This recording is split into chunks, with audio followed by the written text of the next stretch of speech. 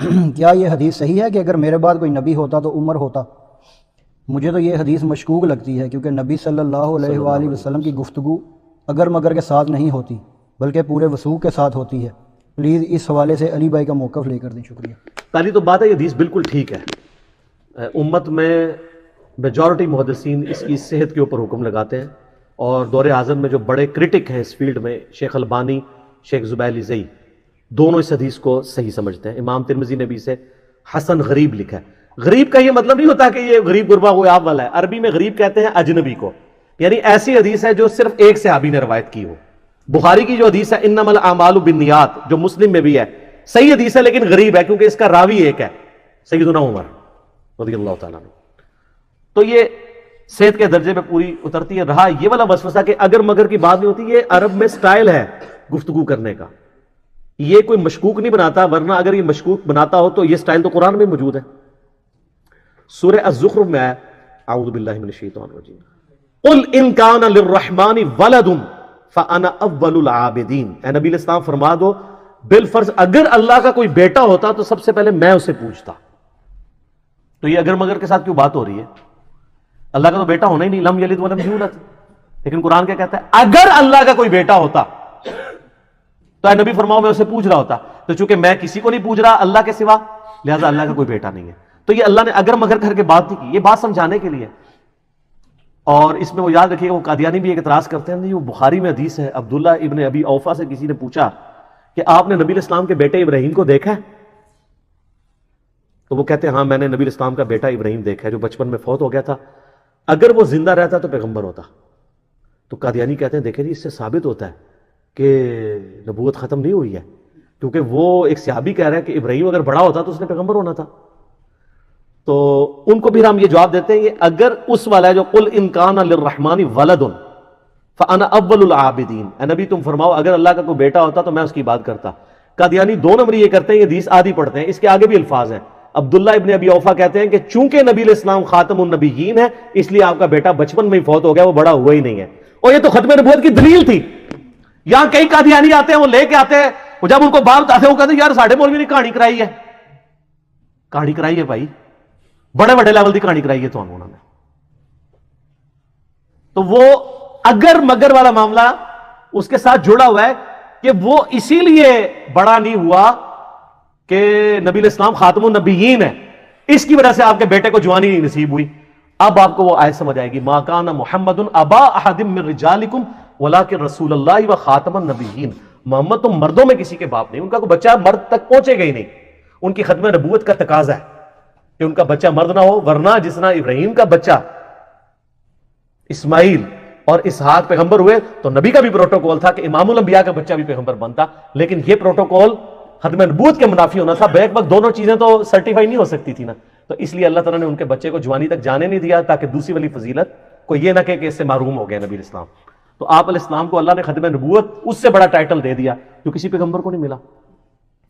تو یہ اگر مگر والی بات نہیں، یہ سٹائل ہے۔ قرآن میں ایک اور جگہ آتا ہے، 18 انبیاء کا ذکر کیا اللہ تعالیٰ نے سورۃ الانعام میں، اس کے بعد ارشاد فرمایا وَلَوْ أَشْرَكُوا، اگر یہ بھی شرک کرتے لَحَبِطَ عَنْهُمْ مَا كَانُوا يَعْمَلُونَ، تو ہم ان کے بھی سارے اعمال برباد کر دیتے۔ اگر انبیاء بھی شرک کرتے تو ان کے اعمال بھی برباد ہو جاتے۔ تو اس کا کیا مطلب ہے کہ انبیاء میں شرک کرنے کی کیپیسٹی اور کمپیٹنسی موجود تھی؟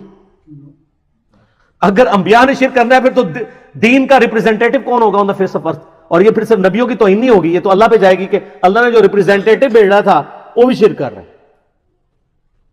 خود ہمارے نبی علیہ السلام کے لیے ہے وَلَقَدْ أُوحِيَ إِلَيْكَ وَإِلَى الَّذِينَ مِنْ قَبْلِكَ لَإِنْ أَشْرَكْتَ لَيَحْبَطَنَّ عَمَلُكَ وَلَتَكُونَنَّ مِنَ الْخَاسِرِينَ، اے نبی تم فرما دو بے شک میری طرف بھی وہی آئی اور مجھ سے پہلے تمام نبیوں کی طرف کہ اے نبیوں اگر تم نے بھی شرک کیا تمہارے سارے اعمال برباد کر دیے جائیں گے اور تم آخرت میں خسارہ پانے والے ہو جاؤ گے۔ سورہ بنی اسرائیل میں ہے کہ نبی صلی اللہ علیہ وسلم کے لیے اللہ تعالیٰ نے فرمایا کہ اے نبی قریب تھا یہ کافر آپ کو راہ حق سے بہکا دیتے، اور قریب تھا کہ آپ بھی ان کی طرف جھک جاتے اگر ہم آپ کو مضبوط نہ کرتے، اور اگر ایسا ہوتا تو ہم آپ کو دنیا کی زندگی میں بھی دگنا عذاب دیتے اور آخرت کی زندگی میں بھی، اور آپ کو اللہ سے بچانے والا کوئی نہ ہوتا۔ تو یہ بھی اگر مگر کے ساتھ ہے۔ سورہ الحاقہ کے اینڈ میں کیا آتا ہے کہ اگر یہ نبی ہماری طرف سے کوئی ایسی بات کر دیں جو ہم نے ان کو وحی نہیں کی تو ہم ان کا دایاں ہاتھ پکڑ کے ان کی شارک کاٹ دیں. لیکن یہ یاد رکھیے گا یہ سچے پیغمبر کے لیے. جھوٹا پیغمبر جتنا مرضی کرے اس کی شارک نہیں اللہ نے کاٹنی. سچے پیغمبر کو اللہ آن کر رہا ہے اس کے لیے. کوئی قادیانی پہ دوسری طرف چل پڑتے ہیں. یہاں بھی اگر کا ذکر موجود ہے قرآن میں کئی جگہ اگر ہے کہ اگر ایسا ہوتا تو یہ ہو جاتا. تو بات سمجھانے کے لیے ہوتی ہے. یہ سیدنا عمر کی فضیلت ہے کہ اگر میرے بعد کوئی نبی ہوتا تو سیدنا عمر ہوتے. یعنی ان کو ایک پروٹوکول دیا گیا ہے اور یہ صرف سیدنا عمر کے لیے پروٹوکول نہیں ہے. ہم نے تو اس ٹروتھ کو اور بھی ریویل کیا ہے بہت بڑے لیول پہ. یہ تو ترمذی کی روایت تھی. بخاری مسلم میں تو مولا علی کے بارے میں ایسی روایت ہے. یہ غزوہ تبوک کے موقع پر صحیح بخاری اور مسلم میں آتا ہے کہ نبی علیہ السلام نے بچوں اور عورتوں پر حضرت علی کو اپنا خلیفہ چھوڑا اور خود چلے گئے تبوک پہ. یہ پہلا اور آخری موقع تھا کہ کسی جنگ میں سیدنا علی شریک نہیں ہو رہے تھے. تو انہوں نے رونا شروع کر دیا کہ یا رسول اللہ میں آپ کے بغیر آپ کو میں اس طرح اکیلا کیسے جانے دوں. تو آپ نے فرمایا کیا تم اس پہ راضی نہیں ہو کہ تمہاری میرے ساتھ وہی نسبت ہے جو ہارون کی موسیٰ کے ساتھ مگر میرے بعد کوئی نبی نہیں. کہ یہ نہ ہو کہ کوئی حضرت علی کوئی نبی مان لے. تو قرآن حکیم میں حضرت موسیٰ کا سب سے بڑا سپورٹر کون تھا؟ ہارون علیہ السلام. اس لیول کا سپورٹر نبی علیہ السلام کے ساتھ مولا علی تھے. اچھا بعض لوگ کہتے ہیں نہیں یہ ریزیمنس تو صرف وہ تھی کہ جیسے کوہ طور پہ حضرت ہارون گئے تھے تو پیچھے موسیٰ علیہ السلام گئے تھے اور ہارون کو چھوڑ گئے تھے. اس کے ساتھ ریزیمنس دی جا رہی ہے. تو سر وہ جوشوا ابن نون کو تو نہیں چھوڑ کے گئے تھے. صحابی تو وہ بھی تھے اپنے اس صحابی کو چھوڑ کے جو پیغمبر بھی تھا. نبی علیہ السلام کے لیے بھی وہ صحابی اس اعتبار سے اگرچہ وہ پیغمبر نہیں ہے لیکن امپورٹنٹ تھا ہارون علیہ السلام والی نسبت. اور یہ جن لوگوں کو اس حدیث کی سمجھ آئی ہوئی ہے ان کو پتا ہے کہ حضرت علی کی شان میں نمبر 1 حدیث یہ ہے. اگر آپ مجھ سے پوچھیں نا روئے عرض پہ مولا علی کی شان میں پہلے نمبر پہ کون سی حدیث ہے تو یہ بخاری مسلم کی حدیث ہے. اسی لیے بخاری مسلم میں حضرت علی کے فضائل کے چیپٹر میں پہلی حدیث بھی یہی ہے. اور دوسری حدیث علی کی شان میں سب سے بڑی وہ ہے من کنت مولاہ فہذا علی مولاہ. اور تیسری ہے جو یہ دوسری والی حدیث ترمذی میں ہے مسند احمد میں ہے مسلم میں بھی غدیر خون کا کچھ حصہ ہے. اور تیسری حدیث مسلم کی 240 علی سے محبت نہیں رکھے گا مگر مومن علی سے بغض نہیں رکھے گا مگر منافق. یہ 3 ٹاپ آف دا لسٹ حضرت علی کے فضائل ہیں. تو اس میں بھی آپ دیکھیں حضرت ہارون اور موسیٰ کی نسبت کا ذکر. اور یہ اتنی کرٹیکل حدیث تھی کہ جن کو سمجھ آئی بھی تھی نا ان کو واقعی ہضم نہیں تھی ہوتی. مسلم شریف میں اس کا ایک طریق ہے نا کہ سعد ابن ابی وقاص کا بیٹا ایک جگہ جا کے حدیث بیان کرتا ہے اور سننے والا تابعی ہے. وہ کہتا ہے آپ نے واقعی حضرت سعد سے حدیث سنی ہے؟ کہتے ہیں ہاں واقعی سنی ہے واقعی سنی ہے میں آپ کے باپ سے جا کے تصدیق کروں گا. وہ پھر عامر بن سعد کے ساتھ سعد ابن ابی وقاص کے پاس آتا ہے. وہاں حضرت سعد کہتے ہیں کہ ہاں میں نے نبی صاحب سے سنا ہے کہ علی کی میرے ساتھ وہی نسبت ہے جو ہارون کی موسیٰ کے ساتھ. پھر وہ کہتے ہیں آپ نے واقعی سنی ہے؟ کہتے ہیں ہاں واقعی سنی ہے.